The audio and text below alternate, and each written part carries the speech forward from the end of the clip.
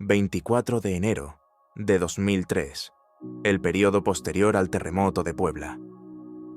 Capítulo 1. La grieta en el Valle Silencioso de Oaxaca.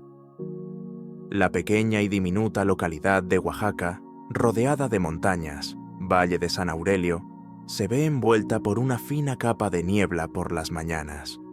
Para un observador externo, esta niebla da la impresión de esconder secretos que la gente no se atreve a contar.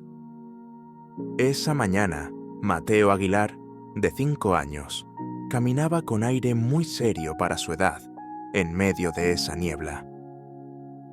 Cuando su madre, Lucía, lo llamó desde la puerta de la casa, el niño ni siquiera se volvió para mirar.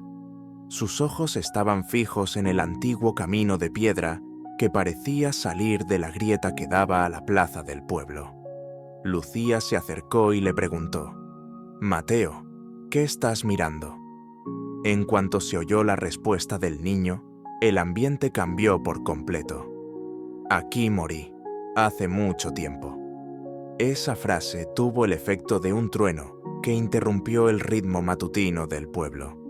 El padre, Julián, salió apresuradamente y se arrodilló junto a su hijo. «¿Dónde moriste, Mateo? ¿Qué estás diciendo?», preguntó con voz temblorosa. El niño, sin pestañear, añadió: «En el terremoto, la gente gritaba. Yo también estaba allí». Mientras documentaba el suceso, me di cuenta de que el niño no mostraba ninguna vacilación. Sus gestos parecían evocar un recuerdo frío, no un suceso reciente. Lucía habló con voz temblorosa: «Mateo, tú nunca has visto un terremoto». El niño, sin hacerle caso, señaló con la mano el camino de piedra. «No fue aquí, fue en otra ciudad, pero olía igual». «¿Qué olor era?», preguntó Julián, con la voz ya muy baja. Mateo respondió: «El olor de la tierra agrietada, el olor del hierro quemado». La madre, entre el pánico y la curiosidad, respiró temblorosamente. «¿Cómo sabes eso?». Mateo se encogió de hombros. «Lo recuerdo, pero esto no debería estar pasando ahora». La mayoría de los habitantes del pueblo se estremecieron al oír las palabras del niño. Yo, sin embargo, comprendí que el inicio del suceso era tan nítido y claro que resultaba inexplicable.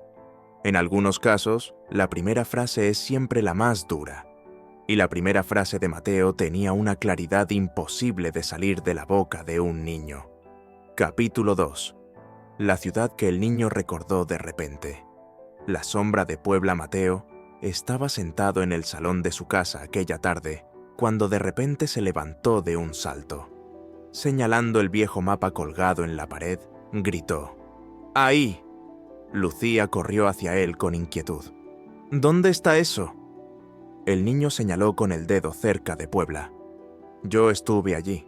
Nuestra casa se había derrumbado». Julián se sentó frente a su hijo e intentó calmarlo. «Mateo, tú nunca has salido de Oaxaca. ¿Cómo es posible?». Mateo respondió sin pestañear: «Pero yo salí en otro momento». Tras estas palabras, se produjo un momento de silencio. La expresión del niño no era un juego, sino el dolor de un recuerdo. Mientras yo tomaba notas como observador, el niño de repente empezó a respirar más rápido. «Me tiré al suelo.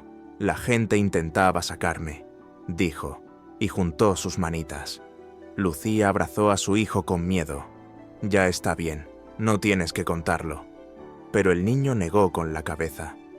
«No, tengo que contarlo, porque volví». Julián preguntó: «¿A dónde has vuelto, Mateo?». El niño bajó la mirada. «Al mundo, pero esta vez a una familia diferente». Esta frase hizo que a Lucía le temblaran las piernas. «¿Qué significa eso?», susurró. La respuesta de Mateo fue aún más dura. «Morí en ese terremoto. Luego desperté». El ambiente en la sala había cambiado por completo. De repente, el niño se volvió hacia la ventana y miró hacia afuera. «A veces todavía oigo los sonidos», dijo. Una mujer gritaba: «Luz, corre». Ese nombre nunca se había mencionado en la familia. y Lucía preguntó con sorpresa. ¿Quién es Luz? Mateo se tensó. Mi madre. Lucía se quedó sin voz. Pero yo soy tu madre. Mateo dudó por primera vez. Luego, con un tono suave pero extraño, dijo: Ahora lo eres tú. Además, quiero decir que, en los cientos de casos que he visto, rara vez he observado tal claridad. Y aún estábamos al principio de este caso. El niño solo había entreabierto la puerta. Capítulo 3. Recuerdos que no deben olvidarse. Aquel día en Puebla. A la mañana siguiente, nada más despertarse, Mateo me sorprendió con otra declaración. Sentado en el alféizar de la ventana, observaba pensativo el exterior, como si fuera una persona mayor. Cuando Lucía se acercó a él y le preguntó: ¿Te asustó lo que dije ayer? El niño respondió: No me asustó, solo que está volviendo a pasar. A la pregunta: ¿Qué está volviendo a pasar, Mateo?, respondió con voz firme: La tierra está temblando. Al decir esto, se levantó de donde estaba sentado y se arrodilló sobre la alfombra. Apoyó las manos en el suelo y cerró los ojos. Fue así. Al principio fue muy leve, dijo. Luego levantó la cabeza y miró a Julián. Papá, la gente huía. Un hombre gritaba: ¡Tranquilos! Pero todos se caían. Julián se mordió el labio y preguntó: Mateo, ¿cómo sabes todo eso? El niño respondió rápidamente: Yo estaba allí, no he olvidado los sonidos. Lucía ni siquiera se dio cuenta de que se le habían saltado las lágrimas al oír lo que contaba el niño. Mateo se levantó y se dirigió hacia la puerta de la habitación. Nuestra casa tenía 2 pisos, dijo. En las escaleras había una alfombra roja con grandes dibujos. En la casa de la familia nunca había habido una alfombra así. Julián, sorprendido, dejó de hacer preguntas. ¿Qué tipo de dibujos? Mateo movió los dedos en el aire como si estuviera dibujando un motivo. En el centro había un sol amarillo. Mi madre siempre lo levantaba cuando limpiaba. En ese momento hablaba con una claridad similar a la de una grabación de una cámara corporal. Era un flujo de detalles que no se esperaría de un niño de 5 años. Entonces la escalera empezó a tambalearse, dijo. Golpeó los pies uno contra otro. La puerta se atascó. Mi padre estaba fuera. Gritaba: ¡Luz! ¡Abre la puerta! Lucía retrocedió asustada. Mateo, ¿por qué lo recuerdas tan vívidamente? El niño bajó los hombros. Porque fue lo último que pasó antes de morir. Quiero decirles que, como observadora, en ese momento estaba registrando una realidad que ningún adulto quería mencionar. El niño no parecía alguien que solo repetía las historias que había oído, sino alguien que había vivido el trauma momento a momento. Mateo se detuvo de repente y se desplomó en el suelo. «Me caí», dijo en voz baja. «Se hizo la oscuridad. Luego, nada». Lucía no pudo contener las lágrimas. «Basta, Mateo. Por favor, para». Pero Mateo solo negó con la cabeza y añadió su última frase. Creí que había terminado, pero no fue así. Volví. Esas palabras marcaron un punto de inflexión en la vida de Lucía y Julián. A partir de ese momento, nada les satisfaría con una simple explicación. Capítulo 4. Las primeras pruebas registradas y las inquietantes coincidencias.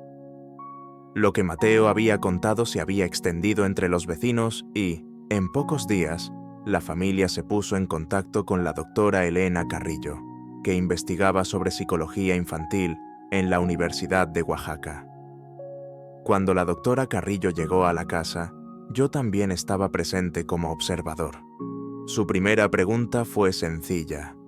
«Mateo, ¿has estado alguna vez en Puebla?» El niño negó rápidamente con la cabeza. «No, pero estuve allí». La doctora puso delante de él varias fotografías de ciudades. Entre ellas estaba Puebla. «¿Cuál te resulta familiar?», le preguntó. Mateo miró la mayoría de las fotografías con indiferencia. pero cuando llegó a la fotografía del Centro Histórico de Puebla, se sobresaltó de repente. «He corrido aquí», dijo. «Le compré flores a mi madre». Lucía susurró con asombro. «Eso es imposible». El médico tomó nota. «¿Cómo se llamaba tu madre?». Mateo respondió sin pensarlo. «Luz Aguilar». El doctor Carrillo se volvió en silencio hacia la familia y dijo: «Tendré que investigar si hay algún caso que coincida con ese nombre». Pero la expresión de su rostro revelaba que, por primera vez, había roto la distancia científica. Mateo continuó hablando. «Tenía una hermana, se llamaba Marisa». Julián preguntó con asombro. «¿Una hermana? Aquí no tienes ninguna hermana, Mateo». El niño bajó la cabeza. «Lo sé, pero allí estaba». El doctor sentía que el asunto era demasiado profundo como para ser una coincidencia. En la siguiente prueba, se le mostraron a Mateo planos de casas elegidos al azar. Sin embargo, el niño describió casi al pie de la letra la estructura original de una casa en la calle Romero, en Puebla, que se derrumbó en el terremoto de 2003. «La escalera estaba aquí», dijo con su dedo meñique. «La ventana era redonda. Mi padre siempre decía: tengo miedo de que se rompa». Este punto afectó a la familia hasta el punto de casi derrumbarla. La voz de Lucía temblaba. «Mateo, ¿cómo sabes eso? ¿Quién te lo ha contado?». El niño miró como si no entendiera la pregunta y dijo: «Nadie. Yo viví allí. Este es mi segundo hogar». El doctor Carrillo respiró hondo y se volvió hacia la familia y dijo: «No es fácil explicar estas cosas, pero en algunos casos, los recuerdos no son solo un juego de la memoria». Julián preguntó enfadado: «¿Qué quiere decir? ¿Mi hijo está enfermo?». El médico negó con la cabeza. «No, no está enfermo, pero tampoco es normal». En los últimos minutos de la observación, Mateo se acercó a la ventana y volvió a hablar en voz baja. «Marisa me esperó. No pude llegar hasta ella». Lucía preguntó: «¿Quién te esperó, Mateo?». El niño se volvió y susurró: «Mi hermana. Todavía oigo su voz». Noté que esa frase conmovió profundamente a todos los presentes en la habitación. Un dolor que un niño no debería sentir estaba escondido en los recovecos de su memoria. Y cuanto más profundizáramos, más detalles indescriptibles empezaríamos a recopilar. Capítulo 5. La contradicción de los expertos y las huellas de una familia perdida en los archivos. Cuando Lucía y Julián comprendieron que no podían seguir callados ante lo que Mateo les había contado, se pusieron en contacto con el Centro de Registros Sísmicos de Puebla, donde se encontraban los archivos. Yo también participé en este proceso como documentalista. Las autoridades dijeron que los registros de las familias desaparecidas en el gran terremoto de años atrás todavía se encontraban en el archivo digital. Esta información por sí sola generó una tensión inexplicable en el ambiente. Julián preguntó con vacilación: «Si realmente existe una familia así, ¿con qué nos encontraremos?». Lucía solo pudo decir: «Necesito saber la verdad». En la sala de archivos, cuando el investigador profesor Darío Vargas abrió la pantalla del ordenador, el silencio se había convertido en un peso casi tangible. «¿El nombre que ha mencionado es Luz Aguilar?», preguntó. Lucía asintió con la cabeza. Los nombres que Mateo había mencionado figuraban realmente en la lista de desaparecidos de hacía años. El profesor continuó con una vacilación indefinida. «Esta familia, por desgracia, es una de las que no se han podido localizar tras el terremoto». Julián, incapaz de contenerse, preguntó: «¿Y la niña? ¿La hermana de la que hablaba Mateo?». Vargas abrió el expediente. «Marisa Aguilar, 7 años». A Lucía se le cortó la respiración. «Tenía la misma edad», dijo en voz baja. En ese momento sentí como si el tiempo se hubiera ralentizado. El hecho de que todos los detalles que recordaba una niña coincidieran exactamente con una familia desaparecida real superaba las posibilidades explicables. El profesor Vargas murmuró: «No puede ser solo una coincidencia». Julián, con una ira punzante, dijo: «¿Cómo puede saber una niña estas cosas? ¡Es imposible!». Vargas respondió con un tono tranquilo, pero tembloroso: «Imposible, pero lo tenemos delante». Lucía, mientras desplazaba con dedos temblorosos los documentos del ordenador, se topó con una fotografía. Entre los escombros había una horquilla rosa. Lucía, sin poder contener las lágrimas, dijo: «Mateo dijo ayer que tenía una horquilla así». Julián me miró con asombro. Yo solo pude anotar: el objeto que describió el niño coincidía exactamente con una de las fotografías del archivo. El profesor Vargas citó a la familia al centro al día siguiente para poder investigar más a fondo. Esa noche, el comportamiento de Mateo volvió a cambiar.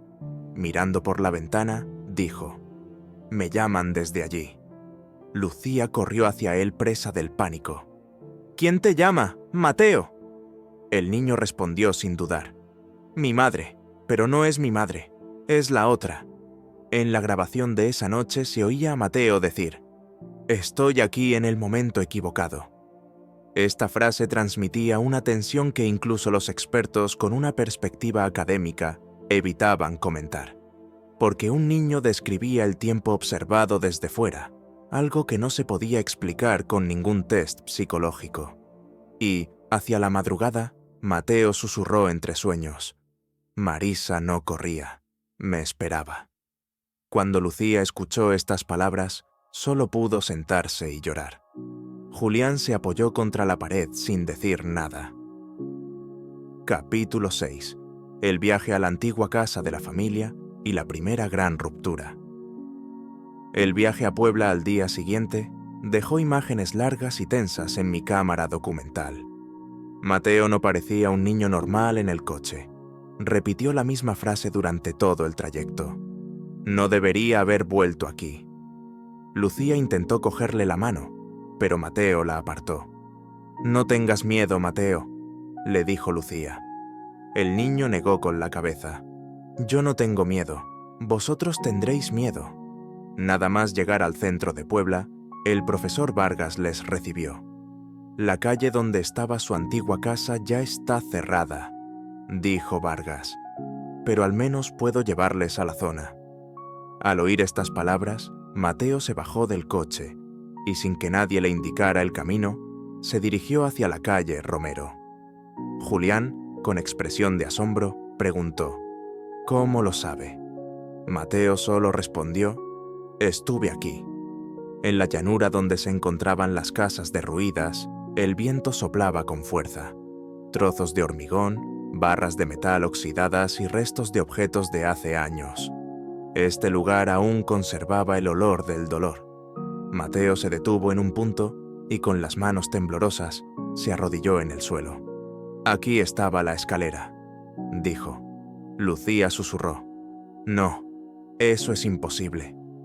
Mateo palpó el suelo con las manos. «Aquí había una alfombra roja», dijo. «Mi madre siempre me llamaba desde aquí por las mañanas». Julián preguntó con voz brusca: «¿Cómo sabes eso? ¿Te lo ha contado alguien?». Mateo no respondió. Solo levantó la cabeza y miró fijamente a Vargas. «Yo estaba aquí. ¿Por qué no me escuchan?». Al cabo de un rato, el niño gritó de repente: «La puerta estaba atascada. No podía salir». Lucía se abrazó inmediatamente a su hijo. «Ya está, ya pasó». Pero Mateo se apartó de su madre empujándola. «Tú no estabas allí ese día. Tú no me salvaste». Esa frase destrozó a Lucía. Le temblaban los hombros y solo pudo decir: «Yo, ahora estoy aquí». El profesor Vargas confirmó que todos los detalles que contaba el niño coincidían con los informes que había en los archivos del terremoto. «Lo que cuenta este niño no puede ser una casualidad», dijo. «Pero la psicología tampoco puede explicarlo». Julián respondió enfadado. ¿Y qué lo explica? ¿Cómo puede un niño recordar la muerte con tanta claridad? Vargas solo inclinó la cabeza. No lo sé, pero ya no podemos descartar este caso. Justo cuando estaban a punto de marcharse, Mateo se dirigió a una esquina de los escombros, se agachó y tocó el suelo. Aquí fue donde cayó Marisa, dijo. Esas palabras tuvieron una nitidez que volvió a romper el ambiente. A Lucía se le llenaron los ojos de lágrimas. Julián ocultó su rostro. Yo bajé mi cámara y solo pensé en una cosa. El niño no solo recordaba, estaba de luto. Capítulo 7. Al borde del colapso psicológico. Choque de identidades. De regreso de Puebla, Mateo se sumió en el silencio, pero no era un silencio tranquilo. Era más bien como el sonido de una presión que crecía en su interior y que las palabras no podían expresar. Lucía miró al niño sentado a su lado y le dijo: «Si hay algo que te está haciendo daño, dímelo». Mateo, sin apartar la vista de la carretera, susurró: «Me conocía a mí mismo, pero ahora soy como dos personas». Esa frase atravesó el corazón de Lucía como un cuchillo afilado. «¿Qué quieres decir, Mateo?» «Una parte de mí quiere verte como mi madre», dijo el niño, «pero la otra parte no te conoce». Julián no pudo aguantar más. «Esto es una tontería. Este niño es nuestro hijo», exclamó. Mateo giró lentamente la cabeza y miró a su padre. «Tú no eras mi padre. Ese día estabas fuera. No pudiste volver a casa». No había ira en el tono de sus palabras, pero sí firmeza. La dureza del rostro de Julián se disipó. Por primera vez, parecía realmente perdido como padre. «Ahora estoy intentando ser tu padre», dijo. «¿No es eso suficiente?» La respuesta de Mateo fue dura. «Es suficiente, pero no me hace sentir bien». Mientras observaba esta escena, volví a ver lo frágil que es lo que llamamos identidad. La forma en que un niño describe el estar atrapado entre dos vidas no solo se asemeja al lenguaje del trauma, sino que parece el choque de dos conciencias diferentes. Lucía se secó las lágrimas y dijo: «Mateo, por favor, intenta explicarnos algo». El niño respiró hondo. «Anoche, en mi sueño, Marisa me dijo algo». «¿Qué te dijo, Mateo?» «Me dijo, no perteneces aquí». En ese momento, el ambiente en el coche se volvió gélido. Julián se agarró con fuerza al volante y susurró: «Es un sueño, solo un sueño». Mateo negó con la cabeza. «No, ella estaba enfadada conmigo, porque la abandoné». Lucía se quedó sin habla. «Pero tú no la abandonaste». Mateo habló como un adulto que intenta expresar su dolor. «Pero ella lo sintió así». El profesor Vargas, que había permanecido en silencio hasta ese momento, los había acompañado en el viaje. Se volvió hacia el niño y le dijo: «Mateo, lo que recuerdas no es culpa tuya. A veces, los recuerdos nos hablan como si no nos pertenecieran, aunque nos pertenezcan». Mateo, con su respuesta, nos dejó a todos sin palabras. Si el recuerdo no me pertenece, ¿por qué me duele? Anoté esto en mis notas como una clara expresión de la división interna del niño, porque lo que él llamaba dolor no era solo psicológico, sino un dolor existencial, como si su identidad se viera dividida en dos, y ese dolor se hacía cada vez más profundo. Capítulo 8. Tan cerca como una sombra.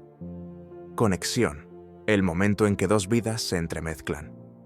Al día siguiente, Mateo empezó a tener fiebre de repente, pero no era una fiebre normal. El niño, incluso con los ojos cerrados, no dejaba de hablar, contando fragmentos de acontecimientos que decía no conocer.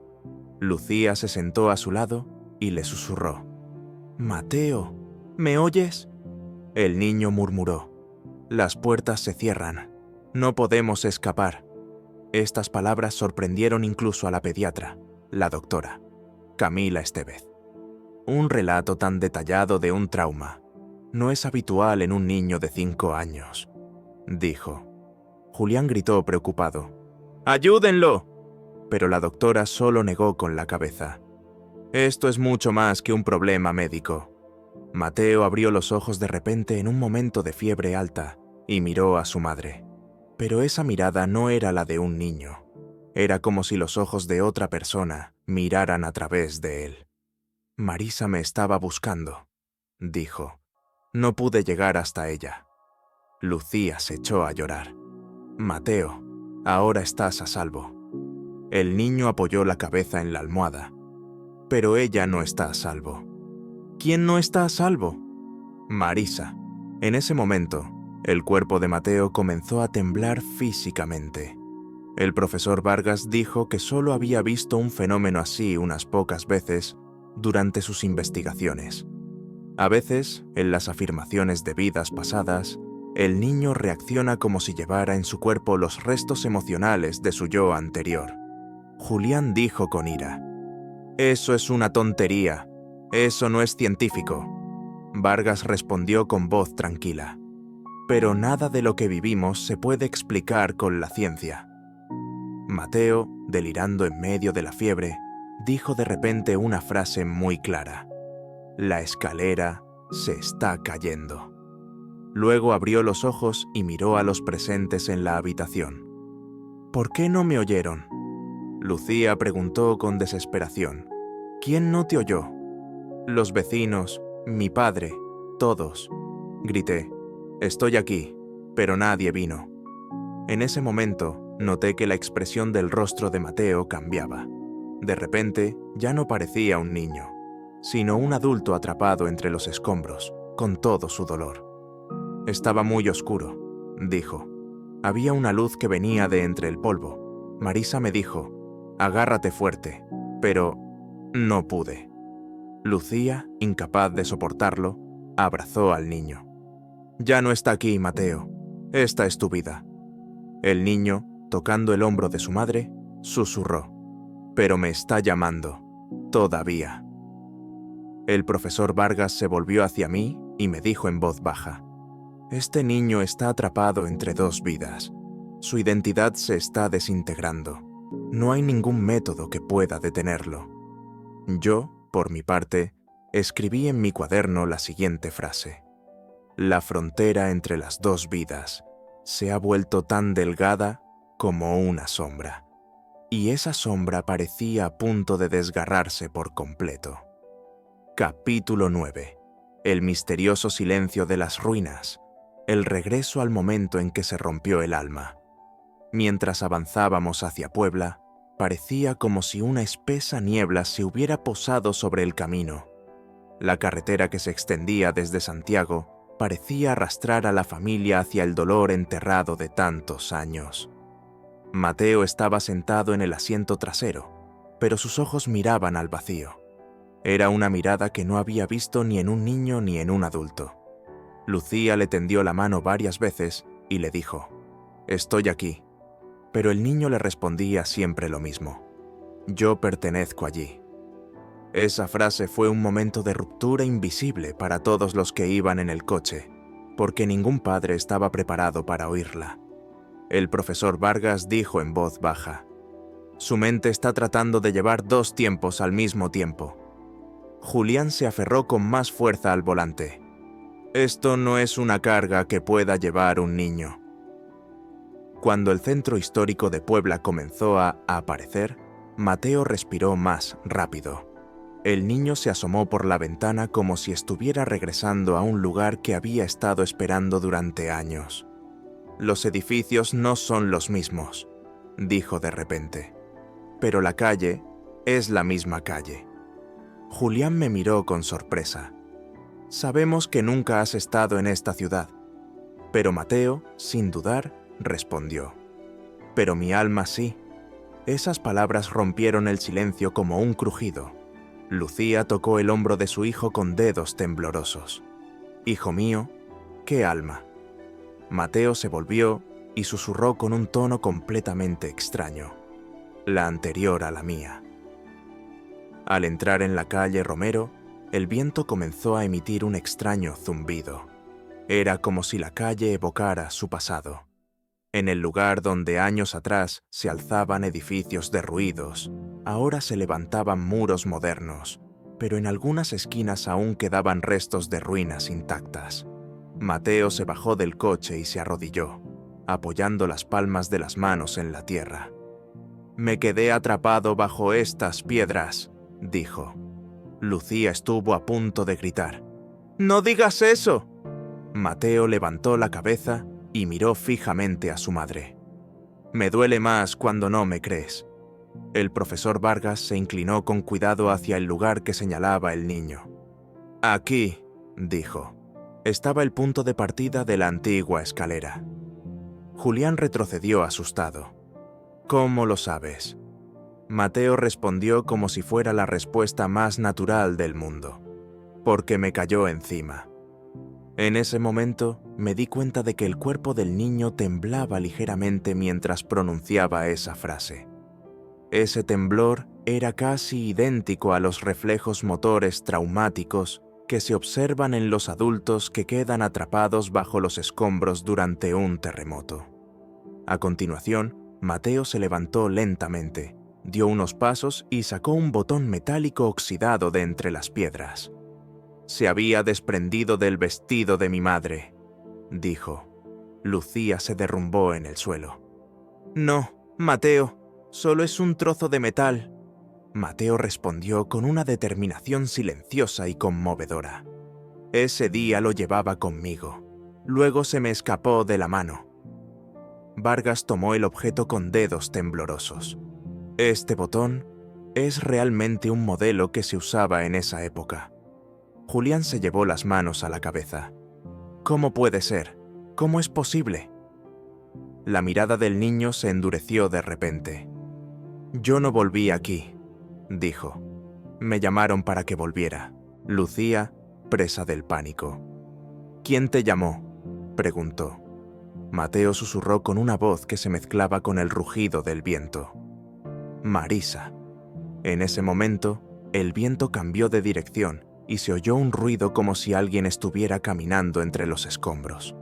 El pelo del niño se agitó y en su rostro apareció una expresión llena de miedo y reconocimiento. «Viene», dijo. En ese momento, anoté lo siguiente. Este momento no es solo un recuerdo, es el instante en el que dos mundos se encuentran. Capítulo 10. El último susurro del alma y la gran pregunta sin respuesta. Mateo avanzaba hacia la estrecha abertura al fondo de los escombros con pasos ligeros, como si alguien invisible le estuviera llevando de la mano. Lucía corrió detrás de él gritando: «¡Hijo, detente! ¡Vuelve!», con la voz temblorosa. Pero Mateo no se detuvo ni un segundo, como si siguiera un recuerdo que se desvanecía. Se arrodilló frente al vacío y puso la mano sobre las piedras. «Aquí no podía respirar», dijo. La oscuridad era muy pesada. Julián apretó los puños y los dientes. «No puedes saber eso». Mateo respondió sin levantar la cabeza. «Cuando uno muere, lo sabe todo». Lucía se sentó junto a su hijo. «Tú no eres él, Mateo. Tú eres mi hijo», dijo entre lágrimas. El niño la miró por primera vez con un amor frágil. «Ahora tú eres mi madre, pero no puedo abandonar a mi madre anterior». A Lucía se le partió el corazón. «No tienes por qué abandonarla, pero ahora estás a salvo». Mateo negó con la cabeza. «No, una parte de mí sigue atrapada allí». El profesor Vargas se acercó a ellos con paso pesado. «Mateo», dijo, «si crees que sigues allí, hoy puedes venir aquí y recuperar esa parte». Mateo cerró los ojos. «Pero ella no quiere». «¿Quién no quiere?». El nombre que salió de los labios del niño sacudió el ambiente de arriba abajo. «Marisa». En ese momento, el viento se intensificó. No era una brisa normal, sino que rugía como si el eco de los gritos de años atrás hubiera regresado.